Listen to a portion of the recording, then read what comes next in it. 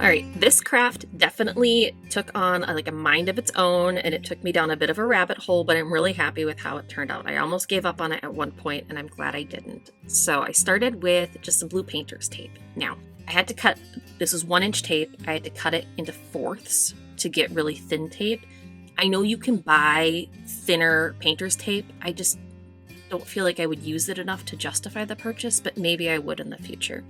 Just an option. Otherwise, I use my nonstick scissors and I cut the painter's tape into 4 strips. And then I added the strips to the vase. And so here you're seeing me eyeball it. I actually ended up going back. I went into the bathroom and I added water. This is a tip from a reader, or someone commented on a video. If you put water in whatever jar you're using, it creates a level line, and so then you just match your tape up to the water line. So I ended up kneeling down, so I was eye level with my project and placing the tape that way. But obviously I don't have a camera set up on my bathroom counter, so just imagine, right? But once I got all of my tape cut, it took a while, but you're gonna go all the way from the bottom to the top, evenly spacing, and then cut those little tail ends. Try to have your seams all on one side of the vase, just for a more polished look. But then you're gonna cut even more tiny little quarter strips of tape, because we're gonna make a brick or a subway tile pattern.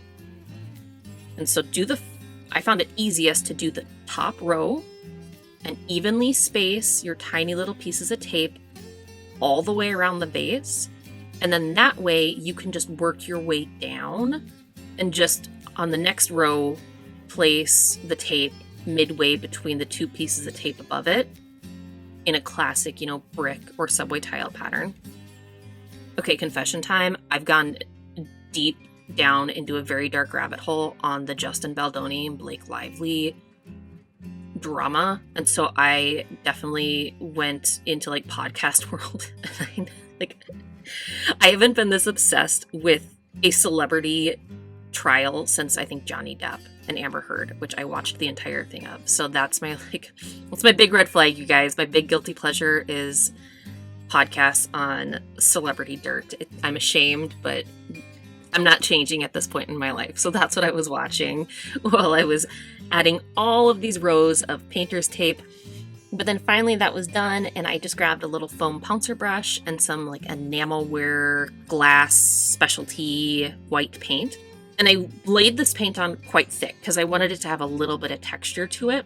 And so I wasn't, I didn't skimp on the paint at all, and I wanted to only do 1 coat. So I did a full coat over the entire vase there, and then I did not wait for the paint to dry. So the key to crisp paint lines is to remove the tape while the paint is still a little bit tacky.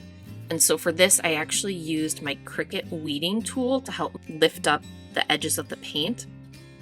I swear, I used my Cricut weeding tool, tongue-tied, Cricut weeding tool, more for other things than I do for actual weeding. It's a very handy tool. So even if you don't have a Cricut, a weeding tool might be a good craft purchase. And so I was initially inspired. I saw this on Pinterest. I saw someone make something like this, and their vase was shorter, so I think that's why it worked. My vase was tall, and it just looked like it was missing something. I couldn't pinpoint it, and I actually set my vase aside for a good week in my craft room. I didn't know what to do. And then here I am once it dried. I used a little razor blade to clean up any edges that were messed up. But then I've been taking these watercolor classes, and shout out to Dar and my watercolor friends, because I was in watercolor class and Dar was showing us how you can use a stencil and a sponge to make a design, and that's kind of your basis. It's a little cheat, and then you paint over it with your brushes.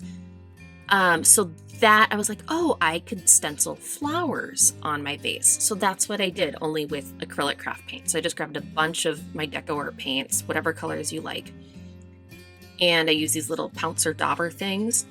And you're just going to do a base coat of your flower with your little pouncer dauber brush there. And then because you don't want the paint to get messed up when you reposition the next stencil, I just grabbed my blow dryer, used cold air to help it dry, and it does dry really quick because it's such a thin layer that you stenciled on there. And so I did a bunch of little flowers and then some leaves as well. I did them all the way around the bottom, and then I also did them kind of coming down from the top of the vase as well.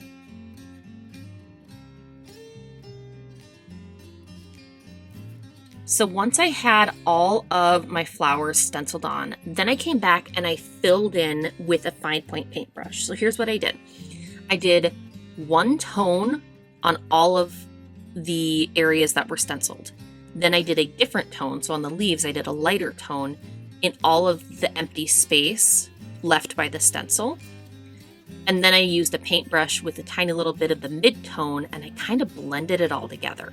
And so because I wasn't confident enough to just paint flowers directly on my vase, this was my cheat code. So the stencil gave me the basis of a flower, and then I just filled it in. So you do one color in a color family on the stenciled area, a lighter or darker shade in the blank space, in the negative space of the stencil, and then use your paintbrush to kind of just blend it all together, and you make little flowers. I think they look nice. I'm happy with how it turned out.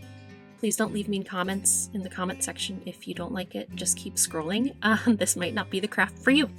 But that's it. And so I just kept painting until I had covered all of my flowers and my leaves. The big flowers got a little bit messier. I added some yellow in the center for like the pollen.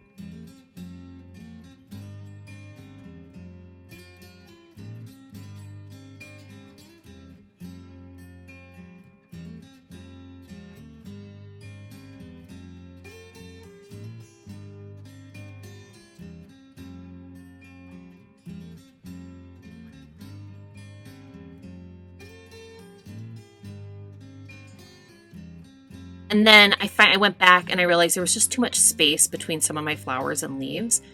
And so I just kind of eyeballed and tried to get my leaves to come closer to the flowers so it looked like just more cohesive and they were overlapped a little bit. But that's it. I let that paint dry, and then I just gave it a coat of clear, like matte finished spray to protect my project. And here is my finished painted vase.